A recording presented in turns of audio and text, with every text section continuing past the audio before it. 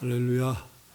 하나님의 은혜가 오늘 이 자리에 함께한 우리 모든 성도들 가운데 충만하게 되기를 주님의 이름으로 축원합니다. 여러분, 사순절 두 번째 주일을 맞이했습니다. 우리가 이 사순절은 주님의 십자가를 묵상하면서 또 우리가 주님께서 사망의 권세를 이기시고 부활하셨듯이 우리 성도들도 죄와 모든 사망과 어둠으로부터 부활의 역사를 기대하면서 이제 우리가 주님 가신 그 길을 묵묵하게 걸어가는 그런 기간으로 삼아야 되겠습니다.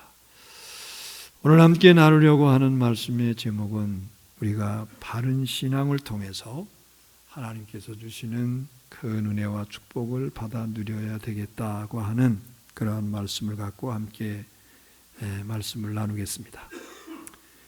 여러분, 신앙생활을 하면서 참 하나님이 아속하시다 그렇게 생각을 하면서 혹시 여러분 하나님을 원망하는 경우가 없습니까? 아니, 그렇다면 둘 중에 하나일 겁니다. 하나는 우리가 신앙생활을 잘하고 있는데도 어렵고 힘든 경우죠. 여러분, 이 경우는 하나님이 연단하시는 경우예요. 우리를 훈련하셔서 단련시키시는 경우예요. 그래서 때가 되면 하나님이 좋은 길을 열어주십니다. 갈라디아서 6장 9절 말씀대로 너희가 선을 행하되 낙심할지 말지니 포기하지 아니하면 때가 이름에 거둔다. 이렇게 약속을 하셨어요. 여러분, 하나님은 선하신 하나님입니다. 그래서 우리가 잘 인내하면 반드시 하나님께서 거둘 수 있도록 축복해 주셔요. 그리고 다른 하나는 죄송하지만 신앙생활을 잘못하고 있는 경우입니다. 나는 잘한다고 생각하는데 하나님 보실 때 그게 아니에요. 여러분, 만일 이런 경우라면 속히 깨닫고 돌이켜야 됩니다. 여러분, 사실 이런 경우가 사실 억울하다고 느껴지는 거예요. 자기는 열심히 한다고 하는데 하나님이 그걸 인정하시지 않는 거예요. 그렇게 하면 안 된다는 거예요. 이건 내 열심이지 내 뜻이 아니라는 거예요. 여러분, 그래서 하나님 보실 때 전혀 엉뚱한 모습으로 신앙생활을 하는 경우들이 많습니다. 그런데 오늘 본문에 그런 경우가 기록되어 있는 말씀입니다. 바로 웃사라고 하는 사람의 이야기죠. 여러분, 이 웃사는 하나님의 법궤를 운반하다가 즉사를 했어요. 여러분, 왜 그렇게 됐습니까? 결론부터 말씀을 드리면 웃사가 신앙생활을 잘못했기 때문이에요. 우리는 여기서 나는 과연 하나님 앞에 바른 신앙생활을 하고 있는가, 이것을 살펴보면서 내가 보기에 잘하는 신앙생활이 아니라 하나님이 보시기에 잘하는 신앙생활이 될 수 있도록 해야 합니다. 여러분, 웃사가 왜 죽었는지를 알기 위해서는 먼저 복회가 어떤 것인가를 우리가 알아야 되겠어요. 여러분, 복회는 성막지성소 안에 놓였던 이제 나무 상자입니다. 궤로서 하나님 임재의 상징물입니다.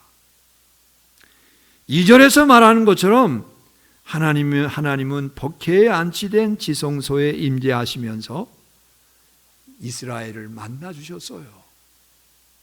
그리고 이 법궤에는 세 가지가 들어있죠. 하나는 아론의 쌍난 지팡이, 그리고 또 하나는 십계명 돌판, 그리고 또 하나가 뭡니까? 아론의 만나가던 항아리입니다. 하나같이 하나님께서 함께 하셨고 역사하셨던 증거물들입니다. 그래서 법궤를 가리켜서 증거궤 혹은 언약궤로 부르기도 합니다. 오늘 본문의 역사적인 배경은 다윗이 이제 이스라엘 왕이 된 지 10년째 되는 그때입니다. 본래 이스라엘 엘리 제사장 때 블레셋과의 전투에서 이 법궤를 빼앗겼습니다. 블레셋에 빼앗겼습니다. 블레셋 사람들이 법궤를 가지고 가면 이제는 승승장구할 줄 알았는데, 여러분 가지고 가서 어떤 현상이 생기죠? 다곤 신당에 뒀더니 다곤 신상이 부러지고 난리가 났습니다. 그리고 막 역병이 생기고 온 독종이 퍼지고 난리가 났어요. 그래서 어쩔 수 없이 이 법궤를 이스라엘로 돌려보냅니다. 그 후에 다윗이 왕이 된 후에 명실상부한 신정국가로 세우기 위해서 예루살렘으로 법궤를 옮기기로 했어요. 그런데 안타깝게도 법궤 운반 사건 중에 우사가 죽는 끔찍한 일이 벌어진 겁니다. 여러분, 오늘 이 본문의 사건이 벌어지기 전에 법궤가 어디에 있었습니까? 사무엘상 7장 1절 2절을 보면 블레셋에 빼앗겼던 법궤를 도로 찾은 후에 기럇 여아림이라고 하는 곳에 두었어요. 오늘 2절에 보면 발레 유다라고 했는데 같은 지명입니다. 같은 지역입니다. 이 기럇 여아림의 아비나답이라고 하는 사람의 집에 이 법궤가 70년 동안 보관을 했습니다. 사무엘 시대 20년, 사울 왕 시대 40년, 그리고 다윗이 왕이 된 후에 10년이 지난 거예요. 그러니까 무려 70년 동안 법궤가 방치됐습니다. 이제 70년 만에 법궤를 운반하는데 오늘 본문 말씀에 보니까 그 광경이 대단합니다. 1절에 보니까 백성의 대표가 3만 명이 동원이 됩니다. 5절에 보니까 각종 악기와 연주자들이 다 동원이 됐습니다. 그리고 이때 법궤 운반을 맡은 사람이 아비나답의 아들 우사라고 하는 사람과 아효라고 하는 사람입니다. 그런데 이 법궤를 운반하는 중에 참 불행한 일이 생겨요. 하나님이 우사를 치심으로 즉사했다고 그랬어요. 7절 말씀에 보니까 우리 7절 말씀을 다 같이 함께 보십시다. 시작. 여호와 하나님이 우사가 잘못함으로 말미암아 진노하사 그를 그곳에서 치시니 그가 거기 하나님의 궤 곁에서 죽으니라. 아멘. 우사가 이 법궤를 옮기는 과정 속에서 잘못해서 하나님께서 우사를 치심으로 그가 죽었다고 했어요. 그래서 그곳 이름을 베레스 우사, 이렇게 이제 하나님이 우사를 치셨다는 겁니다. 사태가 이렇게 되니까 법궤 운반이 중단이 되고 이 법궤는 오벳 에돔이라고 하는 사람의 집으로 옮겨지게 됩니다. 그런데 여러분 참 이상해요. 11절에 보니까, 자 우리 11절을 봅니다. 다 같이 시작. 여호와의 궤가 가드 사람 오벳 에돔의 집에 석 달을 있었는데 여호와께서 오벳 에돔과 그의 온 집에 복을 주시니라. 아멘. 다 같이 아멘. 여러분 법궤가 오벳 에돔의 집에 석 달이 있는 동안에 신기하게 이번에는 오벳 에돔의 집에 하나님이 복을 쏟아 부어 주신 거예요. 얼마나 하나님께서 그를 축복해 주셨는지 몰라요. 여러분 그러면 정말 이상하지 않습니까? 70년간 법궤를 모셨던 집안의 우사는 저주를 받아서 즉사를 했어요. 그런데 3개월 동안 모셨던 이 오벳 에돔의 집은 하나님이 큰 복을 주셨다고 했어요. 여러분 여기서 우리는 중요한 사실을 배우게 됩니다. 잘 들으세요 여러분. 바른 신앙생활이 이토록 중요하다는 거예요. 올바른 신앙생활이 중요하다는 거예요. 오래 믿고 오래 봉사한 것 중요합니다. 그런데 오래보다 더 중요한 것은 바로예요. 오래보다 중요한 것은 바로예요. 여러분, 신앙생활을 얼마나 오래 했는가, 그 길이보다 신앙생활을 얼마나 잘했느냐, 그 질이 중요하다는 겁니다. 다시 말씀을 드리면 신앙의 연조보다 신앙의 태도가 중요하다는 거예요. 그렇다고 제가 여러분 신앙의 연조를 무시하는 것은 아닙니다. 신앙의 연조도 중요하지만은 신앙의 연수가 길다고 무조건 신앙이 좋은 건 아닙니다. 오히려 늦게 믿었는데 얼마나 하나님 앞에서 바르게 열심히 신앙생활을 하고 있는 사람들이 많은지 알 수 없어요. 그러므로 여러분, 저와 여러분이 오래 믿은 것을 자랑할 것이 아니라 바로 믿는 것을 자랑할 수 있는, 바로 믿는 것에 대한 이제 자부심을 가질 수 있는 우리 성도들이 되기를 주의 이름으로 축원합니다. 그러면 여러분, 바른 신앙의 기준은 과연 무엇일까요? 바른 신앙의 기준이 뭡니까? 핵심적인 거 두 가지만 여러분들에게 말씀을 드립니다. 첫째, 말씀대로 믿고 말씀대로 사는 거예요. 할렐루야. 따라서 해보십시다. 말씀대로 믿고 어떻게 하자고요? 예, 말씀대로 살자, 이겁니다. 여러분, 웃사가 죽임을 당한 게 황당해 보이지만은 거기는 분명한 이유가 있어요. 7절에 보니까 하나님이 웃사가 잘못해서 치셨다고 했어요. 그럼 여러분, 웃사가 뭐를 잘못했습니까? 웃사의 잘못이 뭡니까? 3절에 보니까 나옵니다. 다 같이 함께 보십시다. 시작. 그들이 하나님의 궤를 새 수레에 싣고 산에 있는 아비나답의 집에서 나오는데 아비나답의 아들 웃사와 아요가 그 새 수레를 모니라. 아멘. 다 같이 아멘. 여러분, 웃사와 아요가 이제 법궤를 옮깁니다. 그런데 어떻게 옮겼다고 그랬어요? 하나님의 궤를 어디에 싣고? 수레에 실었다고 그랬어요. 그것도 아주 새 수레에 실었다고 그랬어요. 여러분, 이게 탈이었습니다. 원래 법궤는 사람의 어깨에 메어서 운반하는 게 규칙입니다. 그것도 이제 고아 자손들에 의해서 어깨로 메어야 됩니다. 여러분, 사람들이 생각할 때는 이왕이면 사람이 어깨에 메는 것보다 수레, 새 수레에서 옮기는 게 더 효과적이고 더 좋지 않겠나, 이렇게 생각할 수 있어요. 예? 얼마나 효과적입니까? 그거를 먼 거리까지 옮기려면 얼마나 힘들겠어요. 그런데 수레에 싣고 가면 얼마나 편하고 얼마나 이제 빨리 옮길 수 있겠어요. 그런데 여러분, 그것은 블레셋을 비롯한 이방인들이 우상의 신상을 옮길 때 사용하던 방법입니다. 아마 그들은 이런 아무 생각 없이 수레에 싣고 가는 방법이 좋아 보여서 그렇게 했을 거예요.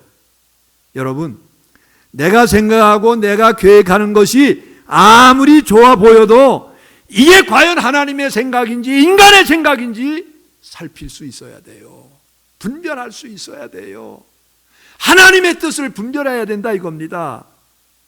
아비나답의 아들들이 생각했던 법궤를 수레에 싣는 것은 인간의 생각이지 하나님의 뜻이 아니었단 말입니다. 여기서부터 불행이 시작된 거예요. 여러분, 인간의 생각이나 인간의 방법을 앞세우지 마십시오. 그 다음에 또 잘못한 것이 있습니다. 수레로 운반하다가 이제 또 어떤 일이 벌어지죠.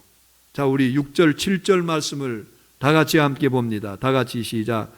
그들이 나곤의 타작마당에 이르러서는 소들이 띠므로 웃사가 손을 들어 하나님의 궤를 붙들었더니 여호와 하나님이 웃사가 잘못함으로 말미암아 진노하사 그를 그곳에서 치시니 그가 거기 하나님의 궤 곁에서 죽으니라. 아멘. 다 같이 아멘. 여러분, 법궤를 실은 수레가 한참 가다가 낙원의 타작마당이라고 하는 곳에서 그게 아마 길이 고르지 못했는지 수레를 끄는 소가 펄쩍 뛰었습니다. 그러니까 법궤가 기우뚱거리면서 쓰러질 것 같으니까 웃사가 당황한 나머지 손으로 이 법궤를 털썩 잡았어요.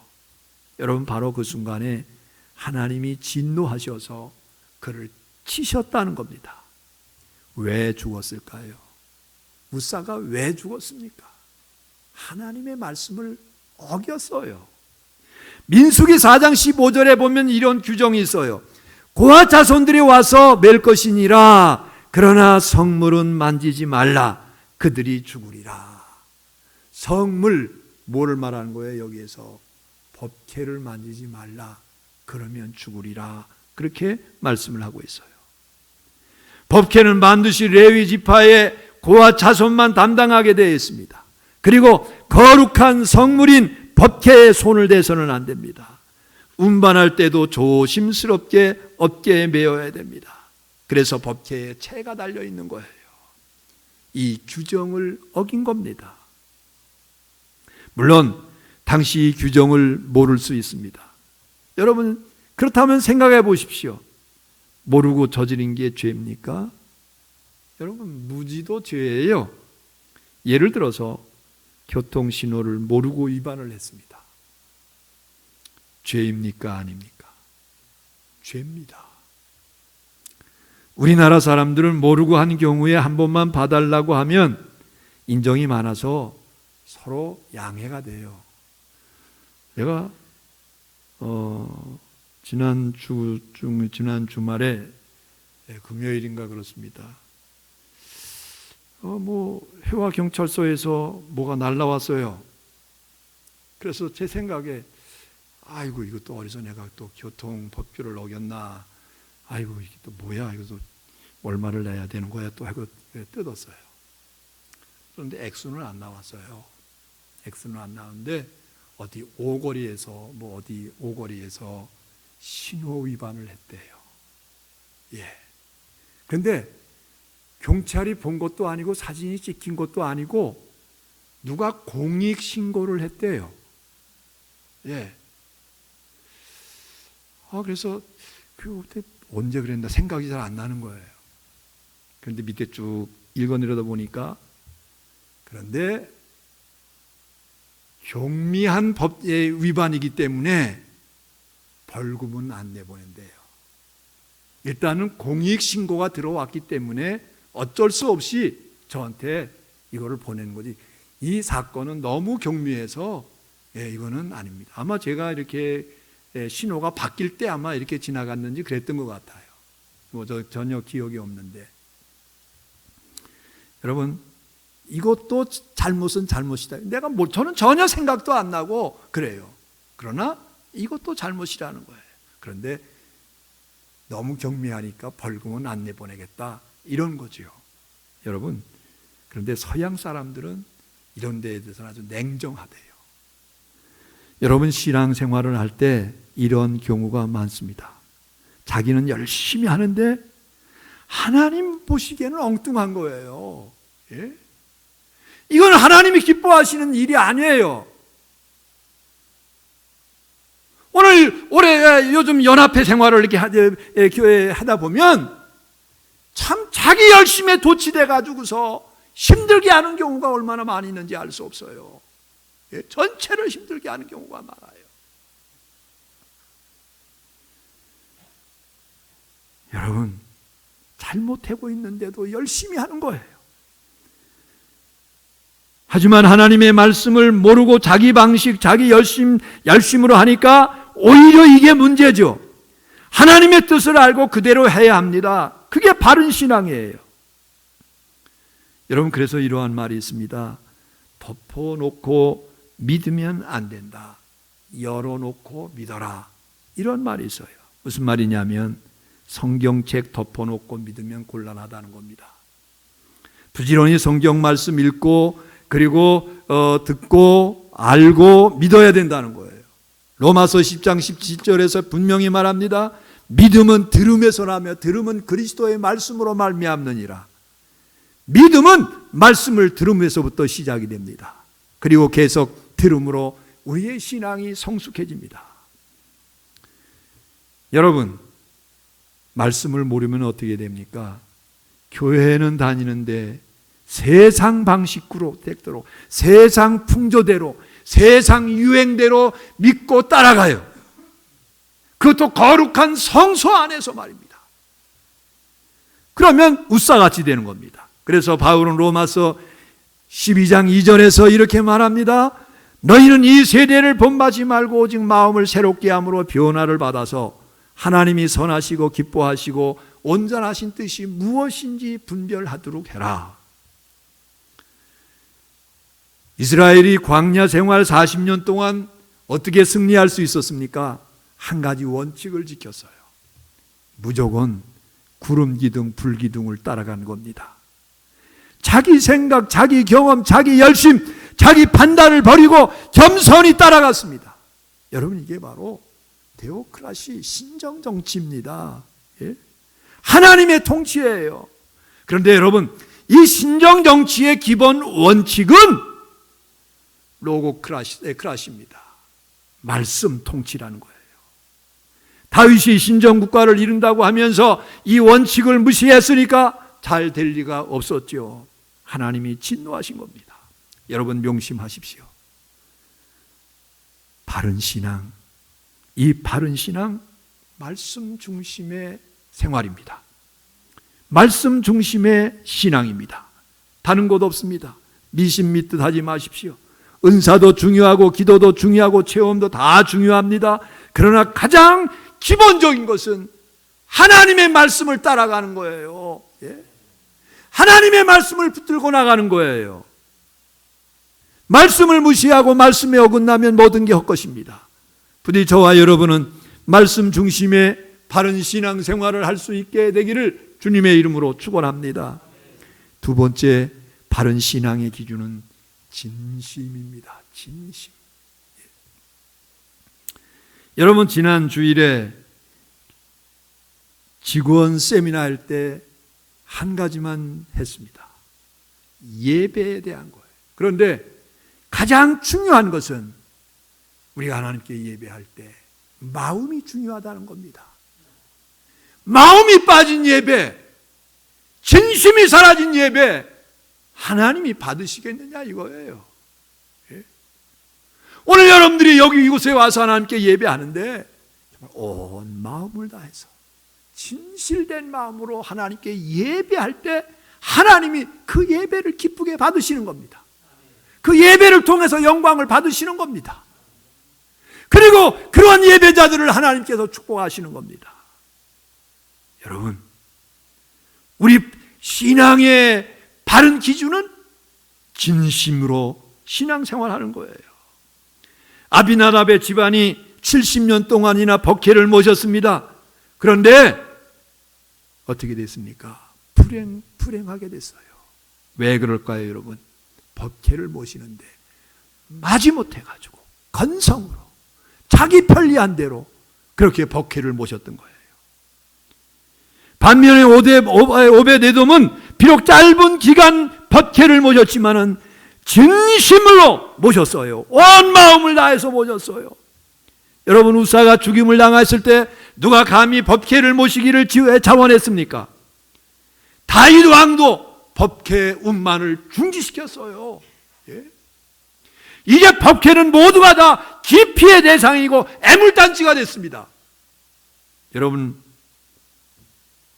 그런데 이런 상황에서 누구 앞장서서 법궤를 모셨다고 했어요? 오베데돔입니다. 다윗 왕까지도 법궤 모시는 것을 즐겨하지 않고 중지시켰고, 모두가 다 기피하고 모두가 다 회피하고 모두가 다 거부하는데 오베데돔은 오히려 차원에서 법궤를 자기 집에 모셨어요. 그러한 마음이 얼마나 소중합니까? 얼마나 온 마음을 다해서 법궤를 모셨겠습니까? 9절부터 10절 말씀을 우리 다 같이 함께 봅니다. 시작. 다윗이 그날에 여호와를 두려워하여 이르되 여호와의 궤가 어찌 내게로 오리요 하고 다윗이 여호와의 궤를 옮겨 다윗 성지기에 묘하기를 즐겨하지 아니하고 가드 사람 오벳 에돔의 집으로 메어간지라. 아멘. 여러분, 하나님 우리의 마음을 보십니다. 우리의 중심을 보십니다. 사람은 겉모습만 보지만은 하나님은 우리의 중심을 보신다는 거예요. 그래서 사무엘상 16장 7절에서 내가 보는 것은 사람과 같지 아니하니 사람은 외모를 보거니와 나는 중심을 보느니라. 나 여호와는 사람의 중심을 보느니라. 이렇게 말씀을 하고 있어요. 그래서 성경은 진심을 강조하는 구절이 많습니다.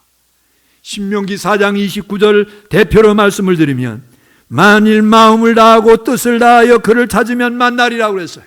무슨 말입니까? 온 마음을 다해서 진실된 마음으로 하나님을 찾으면 하나님이 만나주신다는 거예요. 마태복음 15장 8절에서는 또 이렇게 말씀을 하고 있습니다. 이 백성이 입술로는 나를 공경하되 마음은 내게서 멀도다. 탄식하신 말씀이에요. 그러므로 여러분, 말씀 중심의 신앙 생활을 하시되 진심을 다해서 하나님 섬기는 여러분들 되기를 주의 이름으로 축원합니다. 이게 바른 신앙이에요. 그럴 때 하나님이 기뻐하시고 축복하십니다.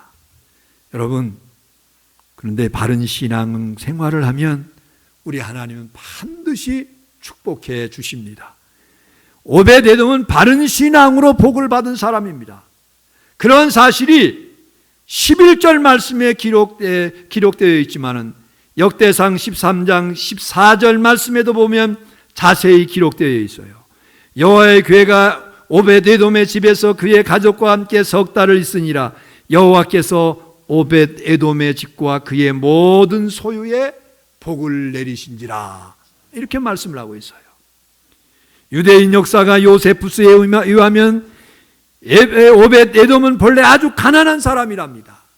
너무 가난한 사람이랍니다. 그런데 이 법궤를 모시는 석 달 만에 온 동네가 부러워하는 큰 부자가 됐다고 그래요. 여러분, 이게 영적인 법칙이요 축복의 원리입니다. 바른 신앙이 정립되면 영육간의 복을 받습니다. 요한 3서 2절 말씀 그대로입니다. 사랑하는 자여, 내 영혼이 잘됨과 같이 내가 범사에 잘되고 강건하기를 내가 간구하노라. 이른바 삼통의 원리입니다. 신통하면 인통하고 인통하면 물통한다고 말합니다. 즉 하나님과 잘 통하면, 바른 신앙 가지면 사람과 잘 통하게 되고 물질과도 잘 통하게 된다는 거예요. 그뿐이 아니라 역대상 26장 8절에 보니까 오벳 에돔 그 본인만 복을 받은 것이 아니었습니다. 그 형제들과 아들들, 그 후손들이 정말 하나님 앞에 큰 복을 받았어요. 하나님의 약속대로 된 겁니다. 이제 말씀을 마칩니다. 오늘 본문은 우리에게 중요한 도전을 주고 있는 말씀입니다. 오래 믿는 것도 중요하고 열심히 교회 나오는 것도 중요합니다. 그런데 더 중요한 것은 바른 신앙입니다. 말씀대로 신앙생활하고 진심으로 신앙생활하는 게 중요하다는 겁니다. 그러면 절대로 웃사처럼 되지 않아요. 오벳 에돔처럼 됩니다. 부디 이 말씀을 마음속에 깊이 이제 새기고, 여러분, 우리가 믿음 생활하면서 바른 신앙으로 나가시기를 주의 이름으로 축원합니다. 그래서 남은 생에 승리하는 인생, 하나님의 축복을 누리는 인생 되기를 주의 이름으로 축원합니다. 축원합니다. 기도하십시다. 전능하신 하나님, 은혜를 감사합니다. 우리가 하나님을 섬기고 신앙생활을 열심히 합니다. 그런데 내 열심에 의해서 도취된 그러한 생활이 돼서는 안 될 줄로 믿습니다. 주님, 바른 신앙생활할 수 있게 해주옵소서. 하나님 기준에 맞는 신앙생활할 수 있도록 도와주시옵소서. 바른 신앙의 기준 두 가지를 말씀을 드렸는데, 말씀대로 믿고 말씀대로 살아야 된다는 것과, 그리고 형식적이고 의선적이고 가식적인 그러한 신앙이 아니라 진심이 있는 그러한 신앙생활을 해야 바른 신앙이라고 말씀을 드렸습니다. 우리 사랑하는 성도들에게 은혜를 더하여 주시어서 말씀대로 믿고 말씀대로 살아갈 수 있게 해주시며, 우리가 하나님 앞에서 신앙생활하면서 거짓 없고 꾸밈 없는 이 하나님의 진실된 모습으로 진심으로 신앙생활 잘하는 성도들 다 되게 해 주옵소서. 예수님의 이름으로 기도합니다. 아멘.